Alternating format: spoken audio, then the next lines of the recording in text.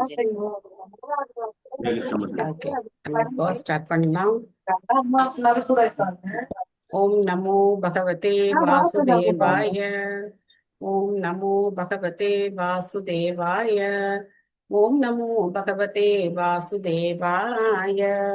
நாராயணம் நமஸ்கிருத்ய நரம் சைவ நரோத்தமம் தேவீம் சரஸ்வதிம் வியாசம் ततो जयमुदीरयेत् नष्टप्रायेषु भद्रेषु नित्यं भागवत सेवया भगवती उत्तमश्लोके भक्तिर्भवति नैष्टकी निगमकल्पतरोगलितं फलं सुखमुखादमृतद्रवसंयुतं पिबत भागवतं रसमालयं पुरको रसिका भुवि भावुकाः ओमज्ञानतिमिरान्धस्य ज्ञानाञ्जनशलाकया चक्षुरुन्मिलितं येन तस्मै श्रीगुरवे नमः। श्रीचैतन्यमनोभीष्टं स्थापितं येन भूतले स्वयं रूपकदा माह्यं ददाति स्वपदान्तिकं वन्देऽहं श्रीगुरो श्रीयुतपदकमलं श्रीगुरोन् वैष्णवांश्च श्रीरूपं साग्रजातं सहगण रघुनाथान्वितं तं सजीवम् साद्वैतं सावधूतं परिजनसहितं कृष्णचैतन्यदेवं श्रीराधा कृष्णपादान् सहगण ललिता श्रीविशाखान्वितांश्च हे कृष्ण करुणा सिन्धो दीनबन्धो जगत्पते गोपेश गोपिका कान्त राधा कान्त नमोऽस्तु ते तप्त काञ्चन गौराङ्गी राधे वृन्दावनेश्वरी वृषभानुसुते देवी प्रणमामि हरिप्रिये वाञ्छाकल्पतरुभ्यश्च कृपा सिन्धुभ्यैव च पतितानां पावनेभ्यो वैष्णवेभ्यो नमो नमः।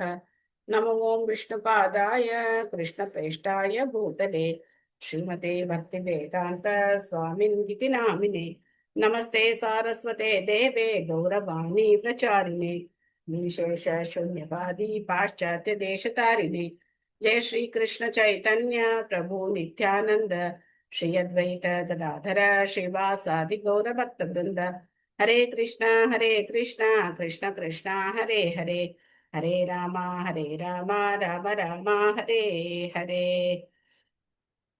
मूकं करोति वाचालं पंगुं लङ्कयते गिरिं यत्कृपातमहं वन्दे श्रीगुरुं दीनधारिणं परमानन्दं माधवं श्रीचैतन्यमीश्वरम्। हरिः ओं तत्सत्। कथाञ्चन स्मृते यस्मिन् दुष्करं सुकरं भवेत् स्मरेति परिदंशः श्रीचैतन्यं नमामि तम्।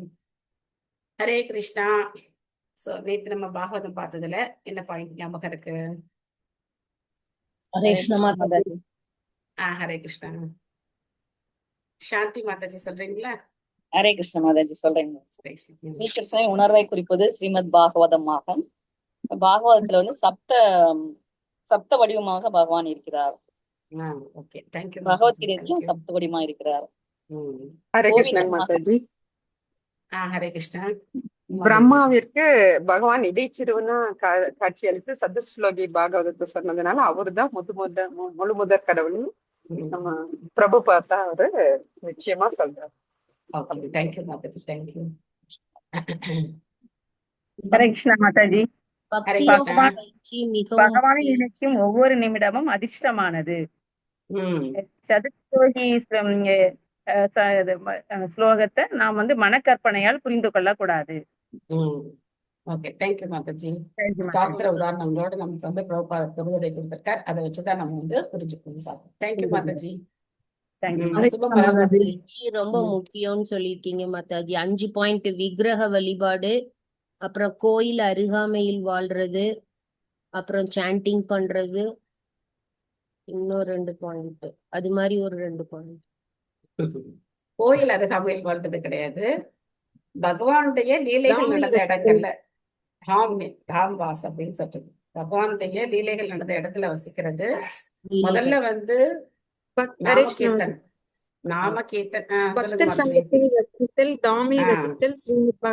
பாகவதம் படித்தல், பக்தர் சங்கத்தில் நாம கீர்த்தன், அதுக்கப்புறம் சாது சங்கம், அதுக்கப்புறம்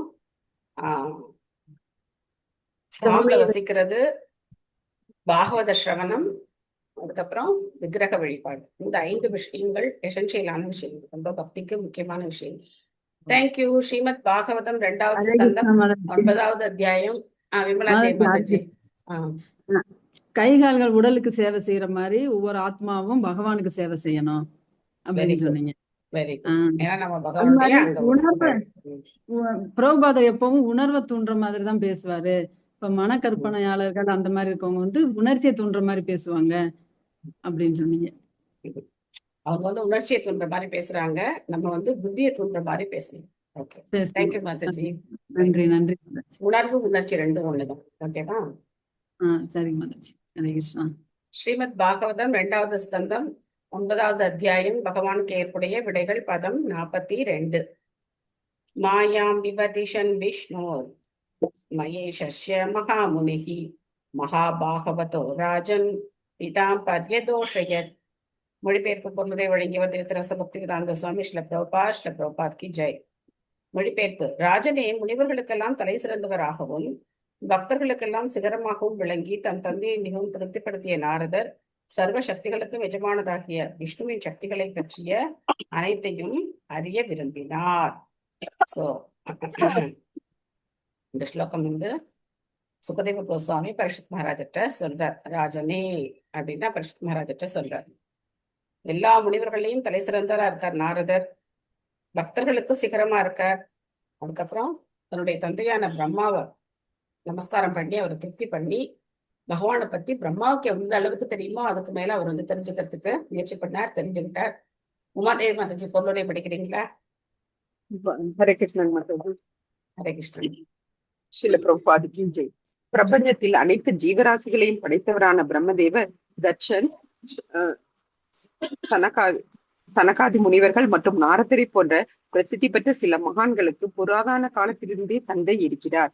பலநோக்கு கர்மம், கர்ம காண்டம், உன்னத அறிவு, ஞான காண்டம் மற்றும் பக்தி தொண்டு, உபாசனா காண்டம் ஆகியவை வேதங்களால் பரப்பப்பட்ட மனித அறிவின் 3 பகுதிகளாகும்.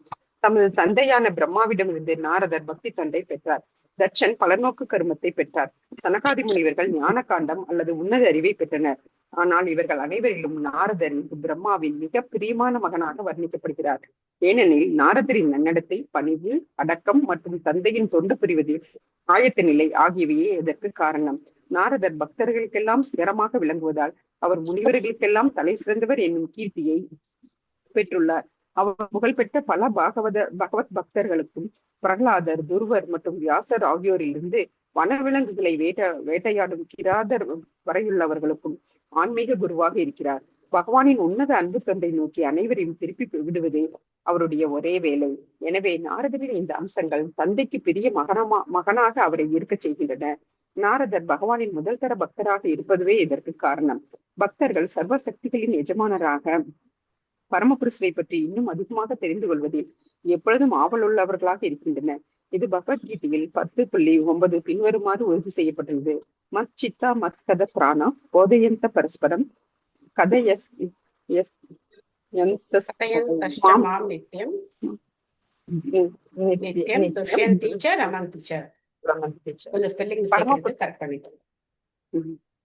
பரமபுருஷர் எல்லையற்றவர். அவரது சக்திகளும் கூட எல்லையற்றவை. ஒருவராலும் அவற்றை முழுமையாக அறிய முடியாது.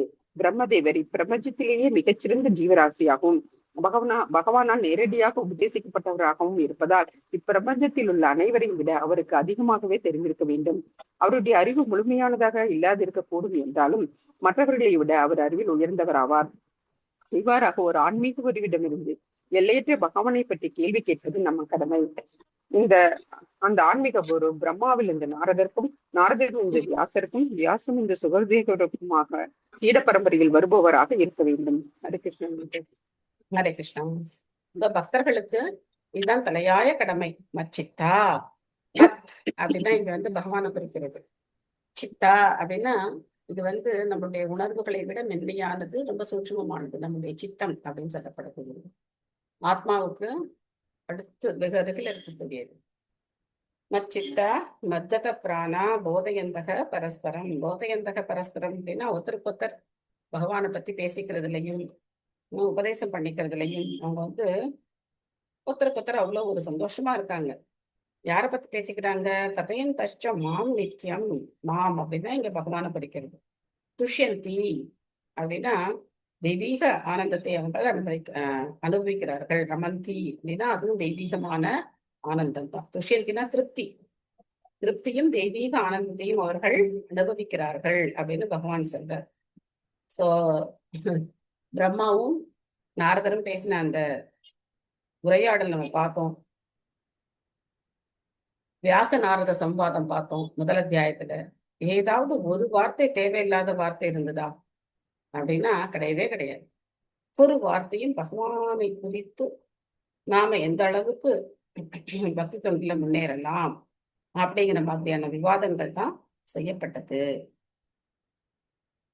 திருஷ்டம் நிஷாமிய பிதாம் லோகானாம் பிரபிதாமகம் தேவர்ஷி பரிய பரிப்ரச்ச பவான் என் மானுபிரச்சதி. திரும்ப அதே வார்த்தை வந்து பாருங்க, துஷ்யந்தி, துஷ்டம் அப்படிங்கிற வார்த்தை, திருப்தி அடைகிறார். தமது தந்தையும் பிரபஞ்சங்களின் பிதாமகருமான பிரம்மா நன்கு திருப்தி அடைந்ததை கண்ட பின் மிகச்சிறந்த முனிவரான நாரதரும் அவரிடமிருந்து விவரமாக விசாரித்தார். தன்னுடைய தந்தையுடைய திருப்தியை பார்த்து அவர் என்ன பண்றார், மேலும் விசாரிக்கிறார் அப்படின்னு சொல்லி நம்ம இங்க பாக்குறோம். பொருளுரை சாந்தி மாதாஜி படிங்க.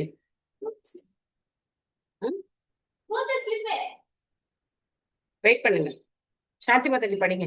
ஹரே கிருஷ்ண மாதாஜி. நன்றி மாதாஜி. பொருளிலிருந்த சீலபிரபாதருக்கு ஜெய். ஆன்மீக அறிவை தன்னுணர்வு பெற்ற நபரிடமிருந்து அறிந்து கொள்ளும் முறையானது ஒரு சாதாரண கேள்வியை பள்ளிக்கூட ஆசிரியர்களிடம் கேட்பதற்கு ஒப்பானதல்ல.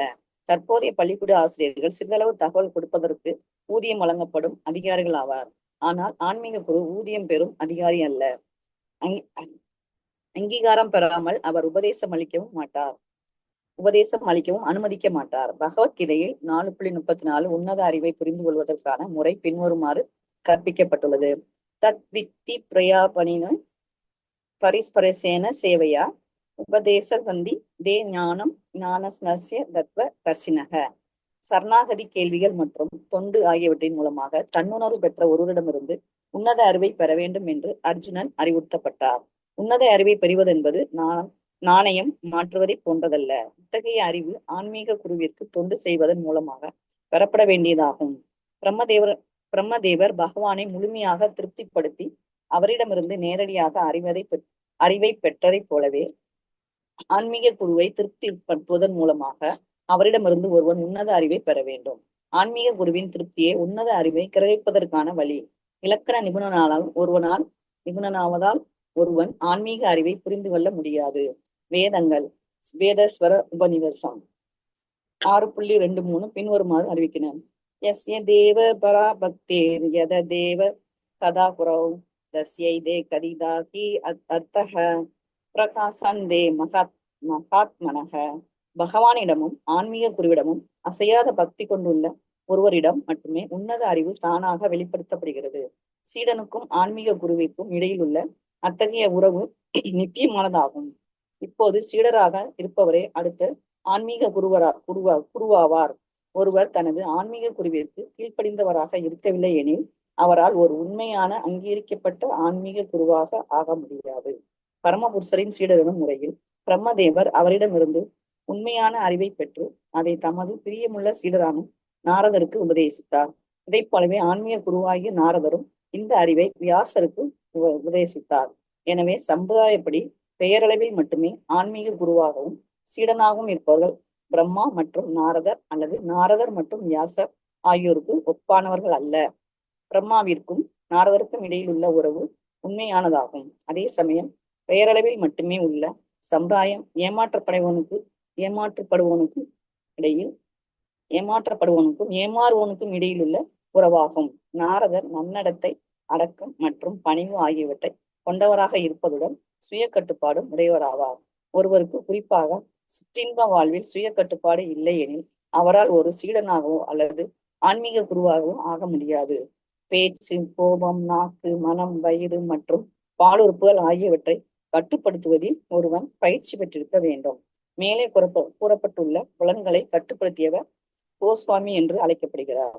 கோஸ்வாமி ஆகாமல் ஒருவனால் சீடனாகவோ ஆன்மீக குருவாகவோ மாற முடியாது. புலனடக்கமற்ற பேரளவே ஆன ஆன்மீக குரு சந்தேகமின்றி வஞ்சகனாகவும் அல்லது சீடன் வஞ்சிக்கப்படுவனாகவுமே இருப்பார்கள். நமக்குள்ள இவ்வுலக அனுபவத்தை போல பிரம்மதேவரை இறந்துவிட்ட ஒரு கொள்ளுப்பாட்டன் என்றும் ஒருவன் நினைக்க கூடாது. மிக பழமை வாய்ந்த கொள்ளுப்பாட்டனான அவர் இன்னும் வாழ்ந்து கொண்டுதான் இருக்கிறார். நாரதர் கூட இன்னும் வாழ்கிறார். பிரம்மலோக வாசிகளின் வயது பகவத்கீதையில் குறிப்பிடப்பட்டுள்ளது. சிறிய கிரகமான இந்த பூமியில் வசிப்பவர்களால் பிரம்மாவினுடைய ஒரு நாளின் கால அளவை கூட கணக்கிடுவது மிகவும் கஷ்டம். ஹரே கிருஷ்ண மாதாஜி. நன்றிங்க மாதாஜி.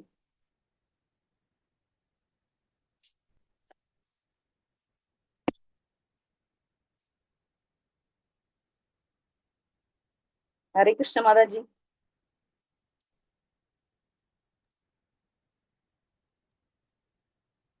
இன்னைக்கு பள்ளிக்கூடத்து ஆசிரியர்கள் சம்பளம் வாங்கிக்கிட்டு பௌதிக கல்விய நமக்கு ஏதோ கொஞ்சம் கத்துக் கொடுக்குறாங்க. அதுவும் முழுமையா கத்துக் கொடுக்குறாங்களா சொல்ல தெரியாது. குணங்கள் அப்படிங்கிறது இன்னைக்கு யார்கிட்டயுமே கிடையாது. நல்ல குணமுள்ள ஒரு ஆசிரியரை பாக்குறது இன்னைக்கு ரொம்ப ரொம்ப கஷ்டம். அந்த நாள்ல மாணவர்களுக்கு ஆசிரியர்கள் ஒரு ரோல் மாடல் மாதிரி இருப்பாங்க. அந்த டீச்சர், அந்த சார் அப்படின்னா நமக்கு அது அவங்க அப்படி இருப்பாங்களே அப்படின்னு சொல்லி அவங்க நமக்கு ஒரு பெரிய ரோல் மாடல் மாதிரி இருப்பாங்க. ஆனா இன்னைக்கு அதெல்லாம் கிடையாது. இந்த தத்வித்தி பிரணிபாதனை இந்த ஸ்லோகத்தோட பொருளை எடுத்து படிச்சு பாருங்க. பிரபுபாதம் அற்புதமா சொல்லியிருப்பார். புகைப்பிடிக்கிற ஒருத்தர் மாணவர்களுக்கு நல் ஒழுக்கத்தை கத்துக் கொடுக்க முடியாது. மது அருந்துறவரோ புகைப்பிடிக்கிறவரோ நல் ஒழுக்கம் இல்லாதவரோ அவர் எப்படி ஒரு ஆசிரியரா இருக்க முடியும்? வெறும் ஒரு கல்வி தகுதி அந்த ஆசிரியருக்கு உண்டான பட்டப்படிப்பு மட்டும் இருக்கிறதுனால அவர் ஆசிரியர் ஆயிட முடியாது. ஆனா ஆன்மீக குரு அந்த மாதிரி கிடையாது. பல பல இயக்குகள் இருக்கு, நாம டெய்லி பாக்குறோம். பல பல விதமான விளம்பரங்கள் வருது பாக்குறோம். ஆனா அவங்கெல்லாம் என்ன ஏமாத்துறாங்க. ஏமாறணும்னு இருக்கிறவங்க அவங்கள்ட்ட போறாங்க. ஆனா உண்மையான ஆன்மீக குரு என்ன பண்ணுவார்? பகவானை பத்தி சீடனுக்கு முழுசையும் போதிப்பார். உபதேசாமிர்தம் அப்படிங்கிற ஒரு சின்ன நூல், ரூப கோஸ்வாமியுடைய சிறிய நூல் ஒண்ணு இருக்கு. அந்த நூல்ல முதல் ஸ்லோகம், வாச்சோ வேகம் மனச குரோத வேகம் ஜித்வா வேகம் உதரோபஸ்த வேகம் ஏதான் வேகான் யோபிஷகேத தீரக சர்வாம் அபிமாம் பிருத்திவிம் சசிஷ்யாத் அப்படின்னு சொல்லப்பட்டு. வாச்சோ வேகம் மனச குரோத வேகம். வாச்சோ வேகம் அப்படின்னா பேச்சினுடைய தூண்டுதல். வேகம்னா தூண்டுதல். எல்லாத்துக்கும் ஒரு வேகம், நமக்கு ஒரு தூண்டுதல் இருக்கு இல்லையா? பேசணும் அப்படிங்கிற ஒரு எண்ணம் இருக்கு, எதையோ பேசுறோம். மனசனுடைய தூண்டுதல், கோபத்தினுடைய தூண்டுதல், பால் உறுப்புகளுடைய தூண்டுதல், வயிற்றினுடைய தூண்டுதல், இதெல்லாம் ஒருத்தர் என்ன பண்ணணும்? கட்டுப்படுத்தணும். குரு மட்டும் கிடையாது, சிஷ்யனும் கட்டுப்படுத்தி இருக்கணும். அதனால நம்ம தெரிஞ்சுக்கணும், குரு மட்டும்தான் கட்டுப்படுத்தணும்னு கிடையாது. நல்ல சீடன் தான் நாளைக்கு சிறந்த ஆன்மீக குருவாகவும் வர முடியும். ஒருத்தர் சீடனா இல்லாம குருவாக முடியாது. ஒருத்தர்டேந்து நம்ம பணியோட பாகவதம் கேட்காம நம்ம இன்னொருத்தவங்களுக்கு சொல்லி கொடுக்க முடியாது. இதெல்லாம் நம்ம தெரிஞ்சுக்கணும். நாம பணிவோட எந்த அளவுக்கு கேட்டிருப்போமோ அந்த அளவுக்கு தான் நம்மளால என்ன பண்ண முடியும்? அடுத்தவங்களுக்கு எடுத்து சொல்ல முடியும். அது மாதிரி ஒரு சிறந்த சீடன் ஒரு சிறந்த குருவாக முடியும். சில பிரபுபாதர் அவருடைய குருவான பக்தி சித்தாந்த சரஸ்வதி தாக்கூரார்ட்ட அவ்வளவு பணிவோட விஷயங்களை கேட்டார். சில பக்தி சித்தாந்த சரஸ்வதி தாக்கூரார் சில பிரபுபாதரை முழு நேரமா கௌடிய மடத்துல சேர்றதுக்கு வேண்டாம்னு சொல்லிட்டார். இல்ல, தேவையில்லை, அவர் கிரகஸ்தராகவே இருக்கட்டும், அவருக்கு ஒரு சிறந்த சமயம் வரும்போது அவர் சிறப்பான சேவை செய்வார் அப்படின்னு சொல்லியிருக்கார். அந்த சிறப்பான சேவை என்ன? உலகம் முழுக்க கிருஷ்ண பக்தியை அவர் பரப்பினார். சோ அதனால குருவுடைய அனுகிரகம் இருந்ததுன்னா அதான் இந்த ஸ்லோகம். இந்த ஸ்லோகம், எஸ்ய தேவே பராபக்தேர் யதா தேவே ததா குரு தஸ்யைக கதிதா ஹ்யர்த்தா பிரகாசந்தே மகாத்மனக. எஸ்ய தேவே பராபக்தி. பராபக்தி அப்படின்னா திடமான உறுதியான பக்தி. பகவானிடமும் ஆன்மீக குருவிடமும் யாருக்கு ரெண்டு பேர்கிட்டையும் சமமான ஒரு நம்பிக்கையும் உறுதியும் இருக்கோ அவங்களுக்கு ஆன்மீக ஞானம் வெளிப்படுத்தப்படும். அவங்க இதயத்துல எப்படி பிரம்மாவோட இதயத்துல பகவான் வெளிப்படுத்தினாரோ அதே மாதிரி அந்த பக்தனுடைய இதயத்திலையும் பகவான் வெளிப்படுத்துவார், ஆன்மீக குரு வெளிப்படுத்துவார். சோ அதனால பிரம்மா ஏதோ ஒரு காலத்துல சொல்லியிருக்கார், அவர் இறந்துட்டார் அப்படிலாம் கிடையாது. ஒரு நாளை கூட நம்மளால கணக்கு பண்ணி பார்க்க முடியாது. சகஸ்ர யுக பர்யந்தம் அப்படின்னு சொல்லப்பட்டிருக்கு. இந்த 4 யுகங்கள் 1000 தர சுழற்சி அப்படிங்கிறதெல்லாம் அன்இமேஜினபிள். அப்படிப்பட்ட பிரம்மா இங்க நாரதருக்கு உபதேசம் பண்ணியிருக்கார் அப்படிங்கறத நாம புரிஞ்சுக்கணும். தஸ்மை கீதம் பாகவதம் புராணம் தசலக்ஷணம் புரோக்தம் பகவதா பிராக பிரீதக புத்திராய பூதகிருத். அதன் பிறகு முழுமுதற் கடவுளால் விளக்கப்பட்டதும் 10 சிறப்பியல்புகளை கொண்டதும் வேத அனுபந்தமுமான ஸ்ரீமத் பாகவதம் தந்தையார் பிரம்மா அவரது மகன் நாரதருக்கு திருப்தியுடன் கூறப்பட்டது. ஸோ நம்ம ஏற்கனவே டிஸ்கஸ் பண்ணியிருக்கோம் இல்லையா, 10 விதமான விஷயங்கள் பாகவதத்துல சொல்லப்பட்டிருக்கு அப்படின்னு. ஸோ இந்த ஸ்லோகம் அடுத்த அத்தியாயத்துக்கு ஒரு தொடர்பா அமையுது. ஏன்னா அடுத்த அத்தியாயத்துல அந்த 10 சிறப்பியல்புகள் என்ன அப்படின்னு சொல்லப்பட போகுது. ஸோ அதனால இந்த ஸ்லோகம் அடுத்த அத்தியாயத்துக்கு ஒரு தொடர்பை ஏற்படுத்தி கொடுக்குற ஸ்லோகம். பொருளுரை உமா மாதாஜி படிக்கிறீங்களா? கிருஷ்ணா மாதாஜி. ஹரே கிருஷ்ணா. பொருளுரை வழங்கிய பிரபுபாதருக்கு ஜே. ஸ்ரீமத் பாகவதம் 4 பதங்களில் பேசப்பட்டது என்றாலும் அதற்கு 10 சிறப்பியல்புகள் உள்ளன. அவை அடுத்த அத்தியாயத்தில் விளக்கப்பட உள்ளன. இந்நான்கு பதங்களில் பகவான் சிருஷ்டிக்கு முன்பே இருந்தார் என்றும் இதனால் ஸ்ரீமத் பாகவதத்தின் துவக்கம் ஜென்மாதி அஸ்ய எனும் வேதாந்த வாக்கியத்தை உள்ளடக்கியுள்ளது என்றும் ஆரம்பத்தில் கூறப்பட்டது. ஜென்மாதி அஸ்ய என்னும் வாக்கியமே ஆரம்பம் ஆயினும் படைப்பு முதற்கொண்டு பகவானின் பரலோகம் வரையிலுள்ள அனைத்திற்கும் பகவானே மூலம் என்பதை அறிவிக்கும் இந்நான்கு பதங்களும் இயற்கையாகவே 10 சிறப்பு இயல்புகளை விவரிக்கின்றன. பகவான் 4 பதங்களை மட்டுமே பேசினார் என்பதால் அதனால் எஞ்சியுள்ள 17.9.96 17,996 பதங்கள் பயனற்றவை என்று ஏன்னா 18,000 ஸ்லோகம் இருக்கு. 4 ஸ்லோகம் போச்சுன்னா 17,996 ஸ்லோகங்கள் பயனற்றவை அப்படின்னு நினைக்கக்கூடாது. அதான் பயனற்றவை என்று தப்பெண்ணத்துடன் இதை ஒருவன் தவறாக புரிந்து கொள்ள கூடாது. அடுத்த அத்தியாயத்தில் விளக்கப்பட உள்ளதை போல் 10 சிறப்பு இயல்புகளை சரியாக விளக்குவதற்காகவே பல பதங்கள் தேவைப்படுகின்றன. தம்மிடம் இருந்து கேள்விப்பட்ட கருத்தை விரிவுபடுத்த வேண்டும் என்று பிரம்மாவும் கூட நாரதருக்கு முன்பே ஆலோசனை கூறியிருந்தார். ஸ்ரீ சைத்தன்ய மகாபிரபு இதை ரூப கோஸ்வாமிக்கு சுருக்கமாக உபதேசித்தார். ஆனால் சீடரான ரூப கோஸ்வாமி இதை மிகவும் விஸ்தாரமாக விரிவுபடுத்தினார். இதே விஷயம் ஜீவ கோஸ்வாமியாலும் தொடர்ந்து ஸ்ரீ விஸ்வநாத சக்கரவர்த்தி தாக்கூராலும் இன்னும் விரிவுபடுத்தப்பட்டது. இவ்வெல்லா அதிகாரங்களின் அடிச்சுவடுகளையும் பின்பற்றவே நாமும் முயற்சி செய்கிறோம். ஆகவே ஸ்ரீமத் பாகவதம் சாதாரண கட்டுக்கதையை போன்றதோ அல்லது பௌதீக இலக்கியத்தை போன்றதோ அல்ல. இது எல்லையற்ற சக்தி கொண்டதாகும்.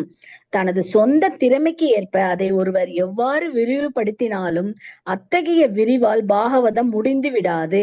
பகவான் அணுவை விட சிறியவராகவும் எல்லையற்ற வானத்தை விட பெரியவராகவும் இருக்கிறார். அதை போலவே ஸ்ரீமத் பாகவதம் பகவானின் ஓசை வடிவமாக இருப்பதால் அதை ஒரே சமயத்தில் 4 பதங்களில் விளக்கினாலும் அல்லது 4 கோடி பதங்களில் விளக்கினாலும் இரண்டும் வேறுபாடு இல்லாததாகவே இருக்கும். இதுவே ஸ்ரீமத் பாகவத்தின் ஆற்றலாகும். ஹரே கிருஷ்ணா மாதா. தேங்க்யூ மாதாஜி. சோ 4 ஸ்லோகம் தானே பாகவதம், அதை மட்டும் படிச்சிடலாம். 33லேருந்து 37 ஸ்லோகம் படிச்சிடலாம், போதும். மீதி ஸ்லோகம் எல்லாம் நம்ம படிக்கிறதுக்கு தேவையில்லை அப்படின்னு ஒருத்தர் நினைக்கக்கூடாது. நம்மளால என்ன பண்ண முடியாது, அந்த 4 பதங்கள்ல முழு விஷயத்தையும் கிரகிக்க நமக்கு அந்த சக்தி நமக்கு கிடையாது. அதனால்தான் பிரம்மா சொல்லும் போதே நாரதத்தை இதை இன்னும் விரிவா சொல்லணும் அப்படின்னு சொல்றேன். இந்த 10 தலைப்புகள் அந்த பதங்கள்ல இருக்கு அப்படின்னாலும் அதை விளக்கமா சொல்றதுக்காக இந்த ஸ்ரீமத் பாகவதம் 18,000 ஸ்லோகமா விரிவடைந்து இருக்கு. சோ இந்த பிரபா சொல்ற ஒவ்வொருத்தரும் இந்த பாகவதத்துக்கு பொருளுரை கொடுத்திருக்காங்க. அதுல ஜீவகோஸ்வாமியோடது, விஸ்வநாத சக்கரவர்த்தி தாக்கூரோடது, இதெல்லாம் பிரபுபாதர் நமக்கு ஒரு இடத்துல கொடுக்குறார். அதுக்கப்புறம் அவரும் தன்னுடைய சொந்த கருத்துக்கள், சொந்த பொருளுரைகளை பிரபுபாதரும் கொடுத்திருக்கார். எல்லாத்தையும் சேர்த்து நம்ம இப்போ பொறுமையா படிச்சுட்டு இருக்கோம். அதனால இந்த மாதிரி படிப்படியா போறதுதான் நல்லது. சில பேர் தலைப்பு வாரியா எடுக்கிறாங்க, பாகவதம் படிக்கிறாங்க. சில பேர் ஒரு ஒரு காண்டம் அதுல என்ன சொல்லப்பட்டிருக்கு அப்படின்லாம் டிஸ்கஸ் பண்றாங்க. ஆனா என்ன பொறுத்த வரைக்கும் சில பிரபுபாதருடைய பொருளுரைகளை ஒரு முறையாவது நாம என்ன செய்யணும், ஃபுல்லா படிக்கணும். படிச்சதுக்கு அப்புறம் பல விதங்கள்ல பாகவதத்தை டிஸ்கஸ் பண்ணலாம், தவறு கிடையாது. ஆனா இந்த மாதிரி படிக்கிறதுனால பிரபுபாதருடைய மனோபாவம் என்ன, எதுக்காக நம்ம பாகவதம் படிக்கணும், பக்தினா என்ன அப்படிங்கிறது நமக்கு ஓரளவுக்காவது புரிய வரும். உடனே கதை மாதிரி கேட்டுட்டு நம்ம என்ன பண்ணுவோம், விட்டுருவோம். ஸோ கொஞ்சம் இது கஷ்டம்தான். தபஸ், ஒரு பெரிய தபஸ். இந்த தவத்தை நாம 1 மணி நேரம் செய்யறோம். எல்லாருடைய ஒத்துழைப்புனாலையும் இதை செய்யறோம். அடுத்த ஸ்லோகம். நாரத பிராகமுனையே சரஸ்வத்யாஸ்தடே நிருப தியாயதே பிரம்ம பரமம் வியாசாயாமித தேஜசே. அரசே, சரஸ்வதி நதிக்கரையில் பரமபுருஷிடம் அல்லது பரபிரம்மத்திடம் பக்தி பூர்வமாக தியானத்தில் ஆழ்ந்திருந்தவரான எல்லையற்ற சக்தி படைத்த வியாசதேவரிடம் மகாமுனிவரான நாரதர் பரம்பரையின் வாயிலாக ஸ்ரீமத் பாகவதத்தை உபதேசித்தார். இது எங்க நடந்தது? இந்த விசேஷம் எங்க நடந்தது? எந்த காண்டத்தில் பார்த்தோம்? நைனிஷாரத். சரஸ்வதி நதிக்கரையில். சரஸ்வதி நதிக்கரையில் நைமிஷாரண்யத்துலாம் கிடையாது. நைமிஷாரண்யத்துல யார் யார் பேசிக்கிட்டா? சௌனக முனிகள். சௌனக முனிகளுக்கு சூத கோஸ்வாமி சூத கோஸ்வாமிக்கு நடந்தது. சூத கோஸ்வாமி சௌனக முனிவர்களுக்கு நைமிஷாரண்யத்துல பாகவதம் சொன்னார். இந்த சம்பவம் முதல் காண்டத்துல, பாகவதத்தினுடைய முதல் காண்டத்துல நடந்த சம்பவம். சரஸ்வதி நதிக்கரையில வியாசர் ரொம்ப வருத்தமா இருந்தார் இல்லையா?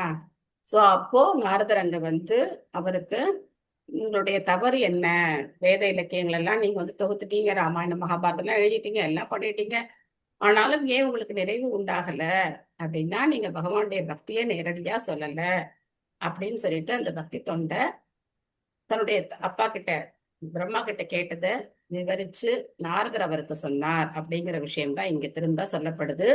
யாருக்கு? பரீட்சித் மகாராஜருக்கு சுகதேவ கோஸ்வாமியால சொல்லப்படுகிறது. பொருளுரை திலகவதி மாதாஜி படிக்கிறீங்களா? படிக்கிறேன் மாதாஜி. ஹரே கிருஷ்ணா மாதாஜி. ஹரே கிருஷ்ணன். ஸ்ரீல பிரபுபாதருக்கு ஜெய். ஸ்ரீமத் பாகவதத்தின் முதல் காண்டம் 5ஆம் அத்தியாயத்தில் சிறந்த முனிவரான வியாசதேவருக்கு நாரதர் பின்வருமாறு உபதேசித்தார். அதோ மகா பவான் அமோக திருக் கசிஸ் ரவா சத்ய ரதோ திருத விருத உருக்ரமாஸ்ய கில பந்து முக்தையே சமாதினா விசேஷ்டிதம். ஓ மகா பாக்கியவானே, புண்ணிய புருஷராகிய தத்துவ மேதையே, உமது நாமமும் புகழும் ஜெகமறிந்ததாகும். மேலும் களங்கமற்ற குணத்துடனும் தவறாத பார்வையுடனும் நீர் பரம சத்தியத்தில் நிலை பெற்று இருக்கிறீர். இணையற்ற செயல்களை கொண்டவரான முழுமுதற் கடவுளுடைய செயல்கள் மீது நீர் தியானத்தை செலுத்த வேண்டும் என்று நான் உம்மை கேட்டுக்கொள்கிறேன். எனவே பிரம்ம சம்பிரதாயத்தின் சீட பரம்பரையில் தியான யோக பயிற்சி அலட்சியம் செய்யப்படவில்லை. ஆனால் பக்தர்கள் பக்தி யோகிகளாக இருப்பதால் அருவ பிரம்மத்தின் மீது தியானத்தை செலுத்தும் சிரமத்தை அவர்கள் மேற்கொள்வதில்லை. இங்கு குறிப்பிடப்பட்டுள்ளதை போல் பிரம்ம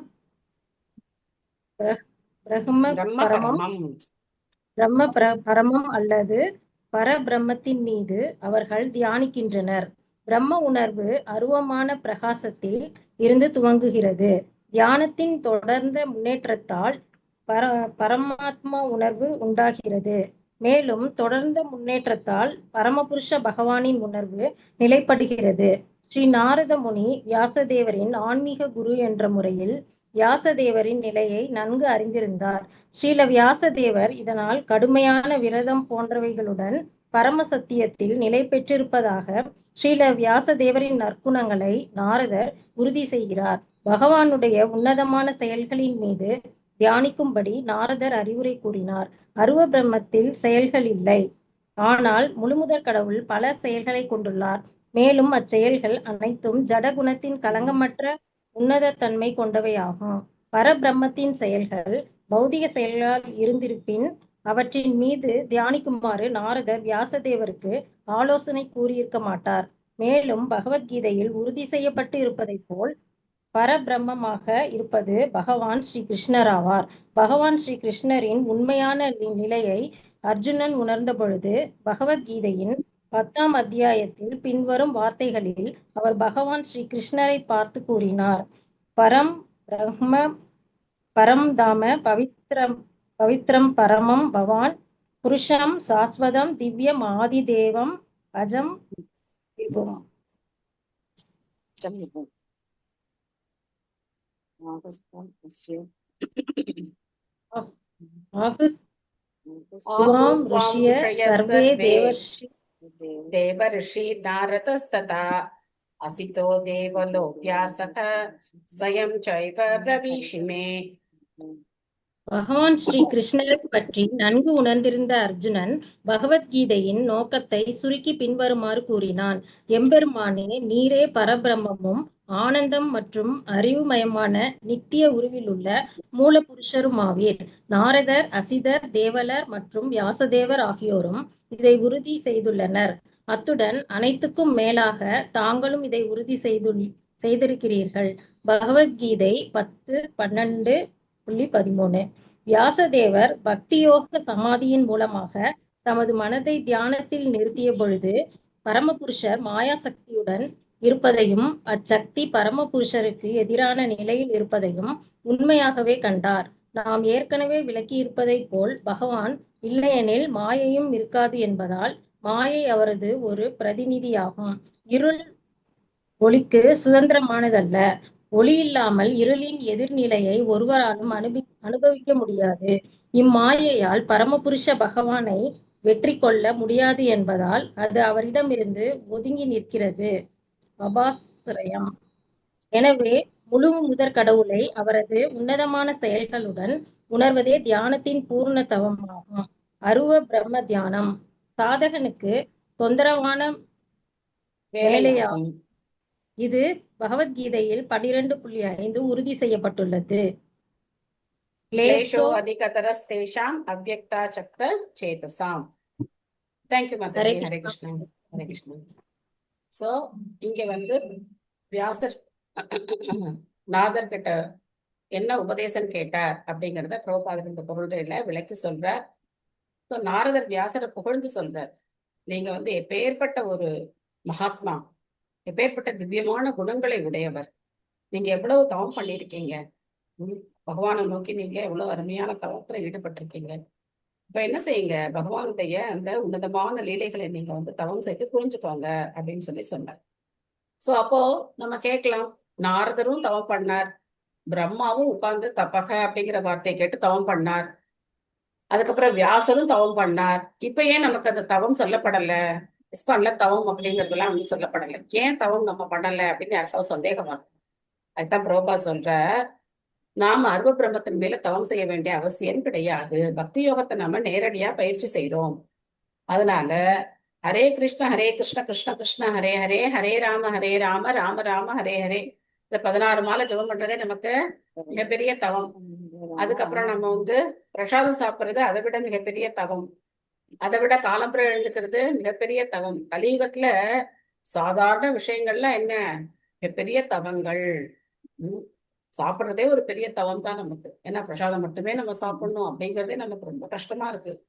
எவ்வளவு உணவு வகைகள், விதவிதமான உணவு வகைகள்லாம் இருக்கு, இதெல்லாம் நம்மளால சாப்பிட முடியாதா அப்படின்னு நிறைய பேர் நினைக்கிறாங்க. சோ அதனால இந்த தவங்களை நாம செய்தா போதுமானது. பக்தி யோக பயிற்சி அப்படிங்கறதுல நாம இந்த குட்டி குட்டி தவங்களை செய்தா போதுமானது. இந்த ஏகாதசி விரதம் இருக்கும், இப்ப அடுத்து நமக்கு நரசிம்ம ஜெயந்தி வரப்போகுது, அன்னைக்கு விரதம் இருக்கணும். சோ இதெல்லாம் நம்ம செய்யக்கூடிய சின்ன சின்ன தவங்கள். எல்லாத்தையும் விட பாகவதம் தூங்காம கேட்கணும், இதுவும் மிகப்பெரிய தவம். சோ பகவத்கீதையில இந்த ஸ்லோகம், இந்த 2 ஸ்லோகங்களை நாம பகவான்கிட்ட போய் சொல்லலாம். அதுவும் இந்த முக்கியமா பரபிரம்மா பரந்தாமா பவித்ரம் பரமம் பவான் புருஷம் சாஸ்வதம் திவ்யம் ஆதி தேவம் அஜம் விபும், இந்த ஸ்லோகத்தை மெமரைஸ் பண்ணி பகவான் முன்னாடி நம்ம போய் சொல்லலாம். பகவானே சொல்ற ஸ்லோகத்தை பகவான்கிட்ட போய் சொல்லக்கூடாது. அர்ஜுனன் சொல்ற ஸ்லோகங்கள்ல இந்த ஸ்லோகம் பகவானை புகழ்ந்து சொல்றார். நீங்க தான் பரபிரம்மன், நீங்க தான் எல்லாருக்கும் இருப்பிடம், பரந்தாமம் நீங்க தான். தாமம்னா இருப்பிடம், புகலிடம் நீங்க தான். பவித்ரம், நீங்க இருக்கிறதே மிக மிக தூய்மையானவர். பரமம், எல்லாத்துலயும் உயர்ந்தவர் பகவான் அப்படின்னா நீங்க தான் புருஷர், வேற யாருமே புருஷர் கிடையாது. நீங்க தான் திவ்யமான புருஷர், நீங்க தான் சாஸ்வதமா இருக்கக்கூடியவர், நீங்க தான் திவ்யமானவர், நீங்க தான் ஆதி தெய்வம், பிறப்பற்றவர், மிகப்பெரியவர், அஜம் விபும் அப்படிங்கறதுதான் சொல்றார். அதனால தாராளமா பகவானை பார்க்கும்போது இந்த ஸ்லோகத்தை நாம சொல்லலாம். பரபிரம்மா பரந்தாமா பவித்ரம் பரமம் பவான் புருஷம் சாஸ்வதம் திவ்யம் ஆதி தேவம் அஜம் விபும் அப்படின்னு நம்ம பகவான்கிட்ட போய் பிரார்த்தனையா இதை சொல்லலாம். பகவானை புகழ்ந்து சொல்லக்கூடிய ஸ்லோகங்கள். யத் உதாகம் त्वया पृष्टो वैराजात् पुरुषातीतं यथासीत् तत् उपाज्ञास्ते प्रसन्नान् अन्यांश्च கிருத்சனக. அரசே, முழுமுதற் கடவுளின் விஸ்வரூபத்திலிருந்து பிரபஞ்சம் எப்படி தோற்றுவிக்கப்பட்டது என்ற உமது கேள்விக்கும் பிற கேள்விகளுக்கும் ஏற்கனவே குறிப்பிடப்பட்டுள்ள 4 பதங்களுக்கும் விளக்கம் அளிப்பதன் மூலமாக விவரமாக நான் விடையளிக்கப் போகிறேன். சோ இந்த அத்தியாயம் இதோட நிறைவடைகிறது. இந்த அத்தியாயத்துக்கும் அடுத்த அத்தியாயத்துக்கும் கனெக்ஷனா இருக்கிற அந்த ஸ்லோகத்தையும் நம்ம பார்த்தோம். பரிஷத் மகாராஜன் நிறைய கேள்வி கேட்டார் இல்லையா? இந்த கேள்விகளுக்கு ஓரளவுக்கு இப்போ பல கேள்விகளுக்கு பதில் சொல்லியாச்சு. இன்னும் சில கேள்விகளுக்கு விடை நான் உனக்கு இப்போ சொல்றேன் அப்படின்னு சொல்ற. பொருளுரை குணவதி மாதாஜி படிக்கிறீங்களா?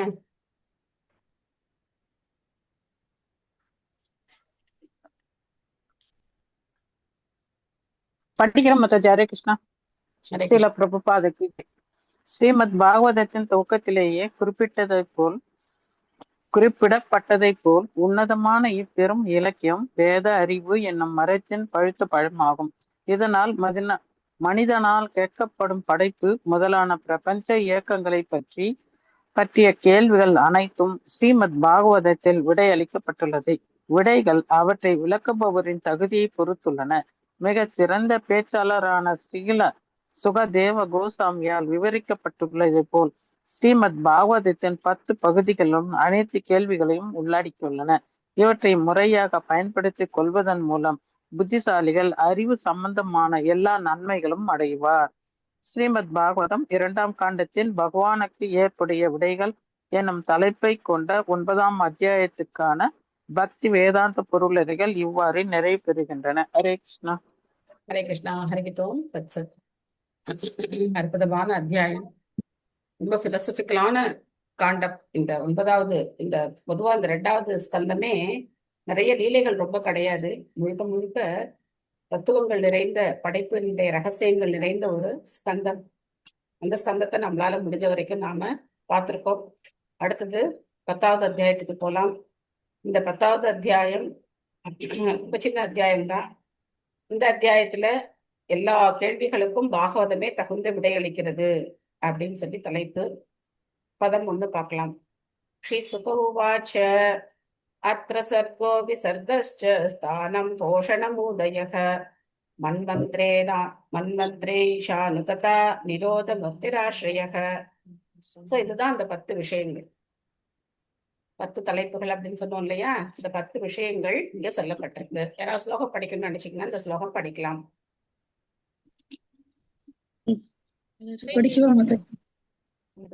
படிங்க.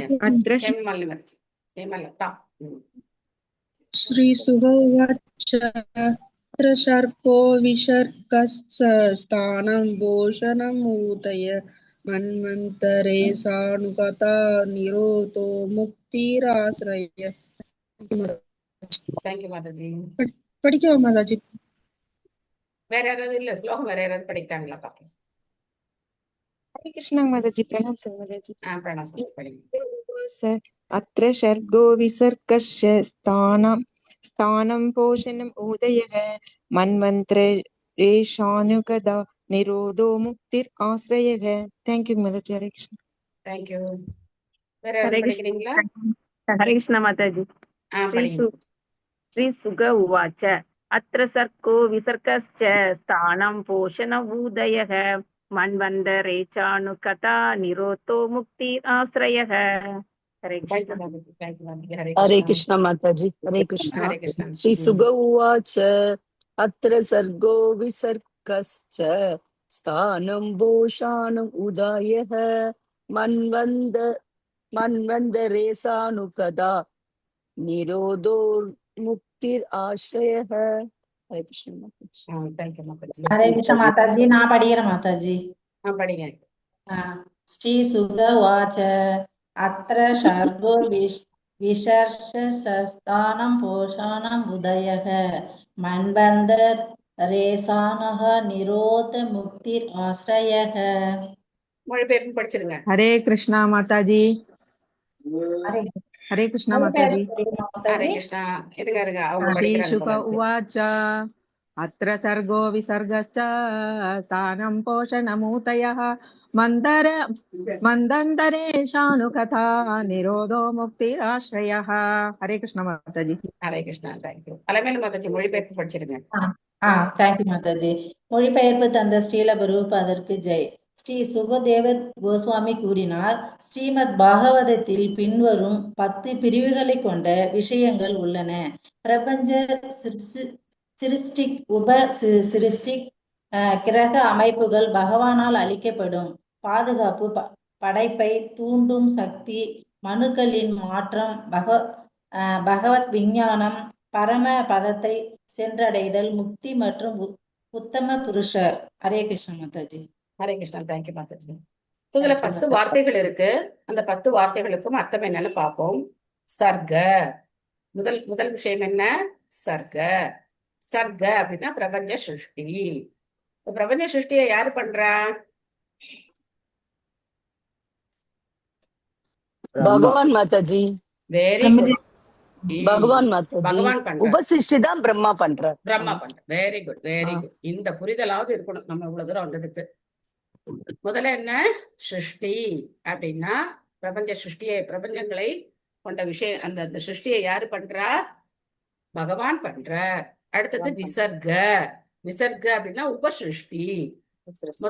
முதல்நிலை படைப்பு. நம்ம பிரபஞ்ச சிருஷ்டி இதெல்லாம் கஷ்டமா இருக்கு அப்படின்னா முதல்நிலை படைப்பு, தமிழ்ல நம்ம அப்படி புரிஞ்சுக்கலாம். விசர்க இரண்டாம் நிலை படைப்பு, உபசிருஷ்டி. அடுத்தது என்ன தலைப்பு? தசர்க, விசர்க, ஸ்தானம். ஸ்தானம்னா என்ன அப்படின்னா கிரக அமைப்புகள். இப்போ ஆபீஸ்ல இருக்கோம், நீங்க என்ன பொசிஷன்ல இருக்கீங்க அப்படின்னு கேக்குறாங்க இல்லையா, ஆபீஸ்ல ஒர்க் பண்றவங்க. சோ அதுதான் ஸ்தானம். எந்த பொசிஷன், கிரக அமைப்புகள் எப்படி அமைஞ்சிருக்கு, எந்தெந்த கிரகங்கள் எங்கெங்க இருக்கு, எப்படி எப்படி அமைக்கப்பட்டிருக்கு, அந்த கிரக அமைப்புகள் ஸ்தானம். அடுத்தது என்ன? போஷணம்.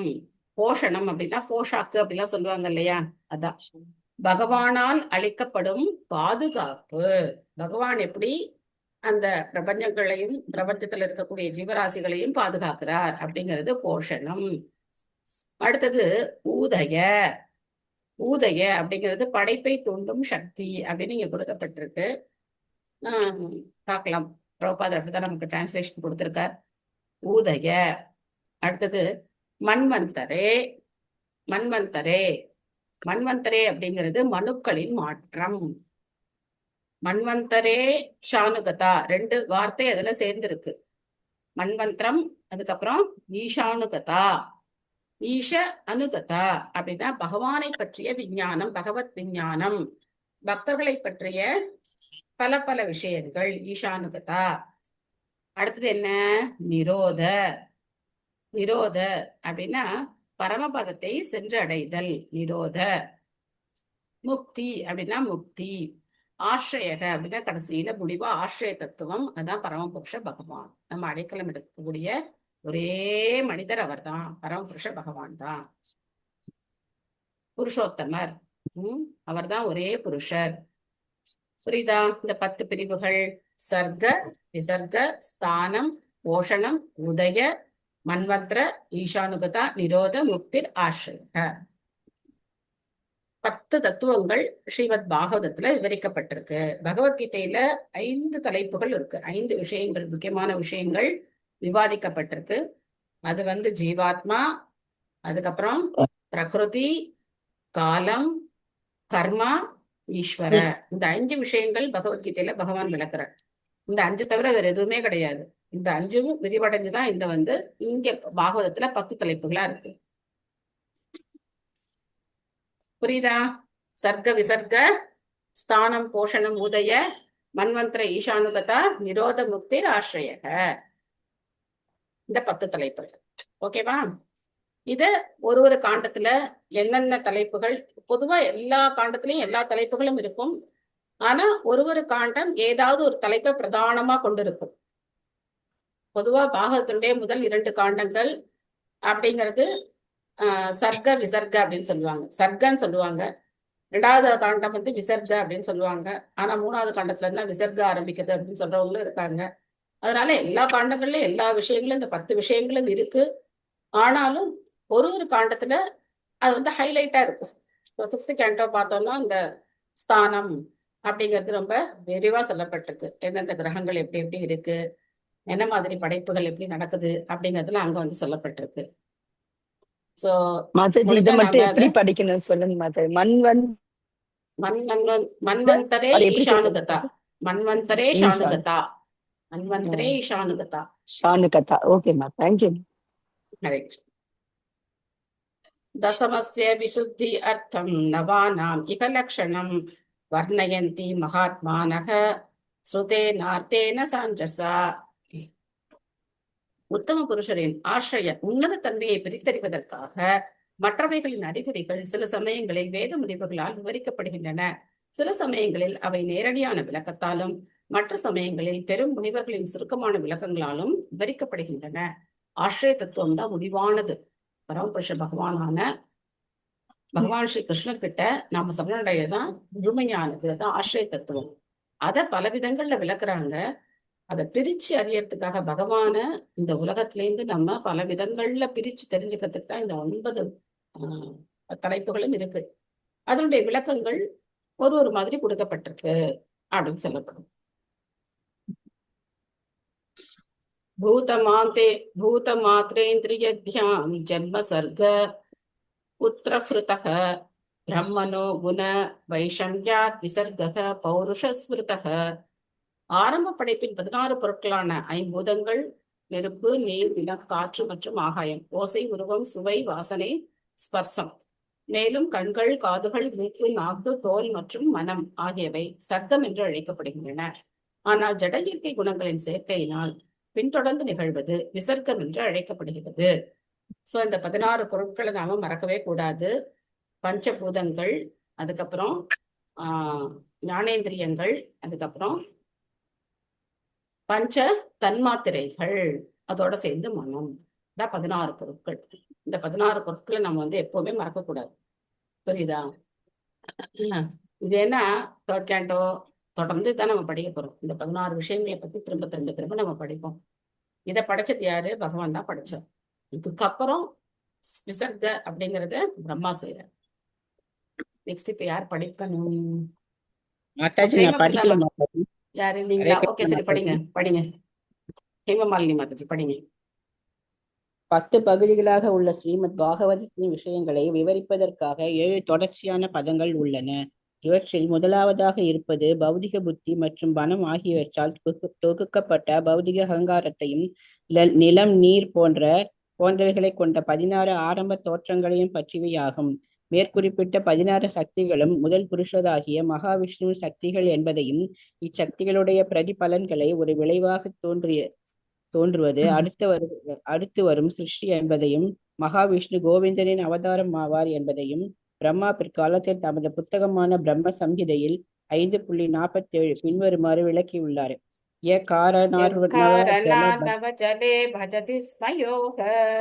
நித்ராமனந்த ஜகதண்ட சரோமகூபக ஆதார சக்திமவலம்ப்ய பராம் சமூர்த்திம் கோவிந்தமாதி புருஷம் தமஹம் பஜாமி. கோவிந்தன் அல்லது பகவான் ஸ்ரீ கிருஷ்ணரின் முதல் புருஷ அவதாரமான மகாவிஷ்ணு யோக நித்திரையில் இருக்கிறார். அப்பொழுது உன்னதமான அவரது உடலின் ஒவ்வொரு மயில் துவாரத்திலும் எண்ணிலடங்கா பிரபஞ்சங்கள் சக்தி வடிவில் வைக்கப்படுகின்றன.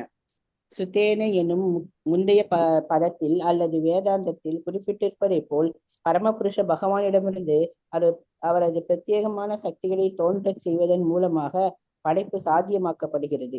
இத்தகையதொரு வேத குறிப்பு இல்லாமல் படைப்பு ஜட இயற்கையின் ஒரு உற்பத்தி போல் காட்சியளிக்கிறது. இம்முடிவு அறிவு பற்றாக்குறையால் வருகிறது. பரமபுருஷ பகவானே எல்லா சக்திகளுக்கும் அந்தரங்க பகிரங்க நடுத்தர மூலம் என்பது வேத முடிவாகும். இங்கு முன்பு விளக்கப்பட்டதை போல் இயங்க முடியாத ஜட இயற்கையிலிருந்து தான் சிருஷ்டி படைக்கப்படுகிறது என்பது தவறான ஒரு முடிவாகும்.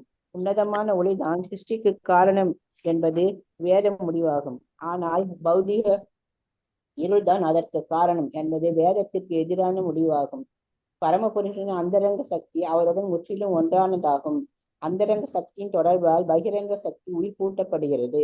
பகிரங்க சக்தியின் தொடர்பில் தக்கவாறு இயங்கும் அந்தரங்க சக்தியின் பின்ன பகுதிகள் நடுத்தர சக்தி அல்லது ஜீவராசிகள் என்று அழைக்கப்படுகின்றன.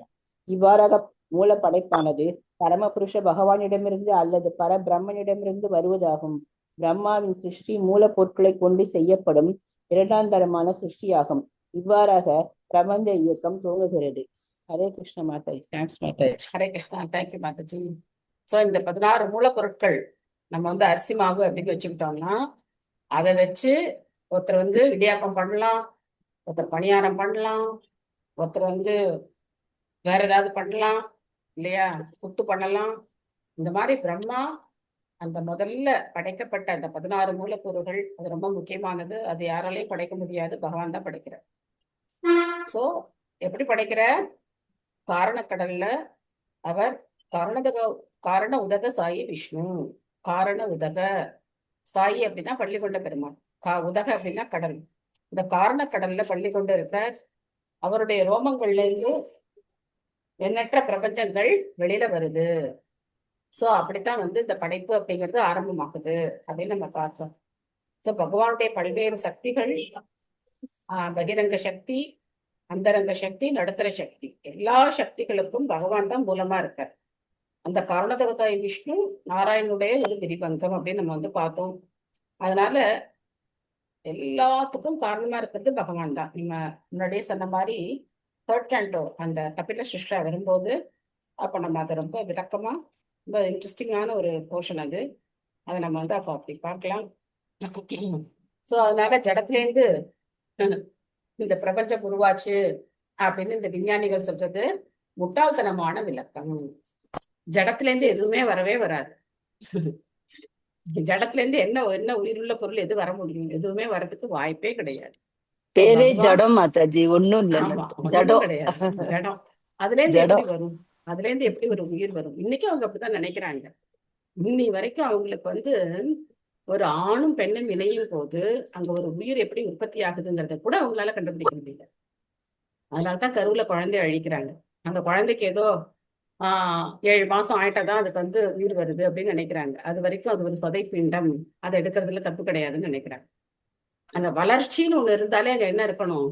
ஆத்மா இருக்கணும். ஆத்மா பரமாத்மா இருந்தாதான் அங்க வளர்ச்சி இருக்கு. இல்லைன்னா வளர்ச்சிங்கிறதே அங்க கிடையாது. அந்த ஒரு அடிப்படையான ஒரு புரிதல் கூட அவங்களுக்கு வந்து கிடையாது. ஒரு ஆணுடைய விந்துல அந்த ஆத்மா இருக்கு அப்படிங்கிறது அவங்களுக்கு புரியறதே கிடையாது. அவ்வளவு முட்டாள்கள். அடுத்த ஸ்லோகம் ரொம்ப முக்கியமான ஸ்லோகம். ஸ்திதிர் வைகுண்ட விஜயக போஷணம் தத் அனுகிரக மன்மந்திராணி சத்தர்ம ஊதய கர்ம வாசனாக.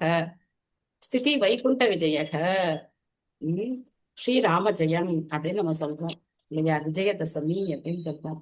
பரம் விஜயத்தே ஸ்ரீகிருஷ்ண சங்கீர்த்தனம்னு சொல்றோம். பகவானுக்கு தான் வெற்றி. வைகுண்ட விஜயக, பகவான் அவருக்குத்தான் எல்லா இடத்துலையும் எல்லா சூழ்நிலைகளையும் அவருக்கு தான் வெற்றி. மக்கள் சும்மா இங்க ஒரு நீர்க்குமிழிகள் மாதிரி வந்து போற கொஞ்ச நாளத்துல அவங்க ஆடிட்டு கடவுள் இல்லை அப்படிலாம் சொல்லிட்டே இருக்கலாம். ஆனா முழு பிக்சரையும் அவங்களால பார்க்கவே முடியாது. போன அத்தியாயத்துல நம்ம பார்த்தோம், பிரம்மாவுடைய ஒரு க்ஷண நேரத்தை கூட நம்மளால கணக்கு பண்ண முடியாது. ஜீவராசிகளுக்குரிய சரியான சூழ்நிலை பகவானின் சட்டங்களுக்கு கீழ்ப்படிந்து பரமபுருஷ பகவானுடைய பாதுகாப்பின் கீழ் மன அமைதியுடன் இருப்பதாகும். மனுக்களும் அவர்களது சட்டங்களும் வாழ்வில் சரியான வழியை கொடுப்பதற்காகவே உள்ளன. கர்ம வாசனையால் ஏற்படும் ஆசையை செயலாற்றுவதற்கான தூண்டுகோல் ஆகும். சோ இந்த பொருளை நாம நாளைக்கு பார்க்கலாம். கொஞ்சம் நீண்ட பொருளுரை நாளைக்கு பார்க்கலாம். இன்னைக்கு உங்களுக்கு ஏதாவது கேள்விகள், கருத்துக்கள், சந்தேகங்கள்? ரொம்ப கஷ்டமா இருக்கா பாகவதம் படிக்கிறது? கவலைப்படாதீங்க. 3rd cantoல இருந்து நம்ம வந்து வேலைகளா படிச்சது. புரிஞ்ச மாதிரி இருக்கு. திருப்பி பார்த்து கேட்டுட்டே இருக்கணும் மாதாஜி. அதை கேட்டுட்டே இருக்கணும், அப்பதான் புரியும். கேட்டுட்டே இருக்கணும், இதெல்லாம் புரியுது. என்ன மாதாஜி? இவ்வளவு கிளாஸ் அட்டென்ட் பண்ணும்போது தானே இதெல்லாம் நமக்கு தெரிய வருது, புரியுறது இல்ல. ஆமா, உங்களுடைய கைடன்ஸ். கொஞ்சம் சமஸ்கிருத கத்துன்றதுன்னா கொஞ்சம் ரொம்ப ஈஸியா இருந்திருக்கும் மாதாஜி. அதெல்லாம் சும்மா பிரபு. ஸ்லோகம்லாம் படிக்கிறது கொஞ்சம் கஷ்டமா இருக்குங்கிறதுக்கு சொல்றேன், வேற ஒண்ணும் இல்ல. ஸ்லோகம் இப்ப எனக்கெல்லாம் ஒண்ணும் சமஸ்கிருதம் எல்லாம் தெரியாது. தமிழ்லதான் ஸ்லோகம் படிக்கிறேன். ஆனா அது ஒரு பிராக்டிஸ். சமஸ்கிருதம் அந்த பிராக்டிஸ்ல படிக்க படிக்க படிக்க எந்த வார்த்தையை எப்படி உச்சரிக்கணும் அப்படிங்கறது வந்து அர்த்தமும் நமக்கு புரிய ஆரம்பிச்சிடும். சமஸ்கிருதம் படிக்க படிக்க ஓரளவுக்கு நமக்கு சமஸ்கிருதம் தெரியலன்னா கூட ஓரளவுக்கு அர்த்தத்தை நம்ம வந்து கெஸ் பண்ற மாதிரி ஆமா அர்த்தம் ஓரளவு புரியுது. ஆனா உங்களை மாதிரி புரியுதா படிக்கிறதுக்கு கொஞ்சம் கஷ்டமா இருக்கு, வேற ஒண்ணும் இல்ல. அதாவது படிச்சப்ப தப்பு அர்த்தமா ஏதாச்சுன்னா கஷ்டமா இருக்குமே தான் பயமா இருக்கு, வேற ஒண்ணும் இல்ல. கேள்விகள் சொல்லுங்க மாதாஜி. ஆரம்ப படைப்பின் 16 பொருட்கள் நீங்க போட்டுக்கோங்க மாதாஜி. ஆனா இப்போ 24 மூலப்பொருட்களால் உருவாக்கப்பட்டது அதுக்கு இதுக்கும் ஏதாவது? அதான் இந்த 16 பேஸ் மாதாஜி. Okay 16 base. அதுக்கப்புறம் 24 27 வரைக்கும் போகும்.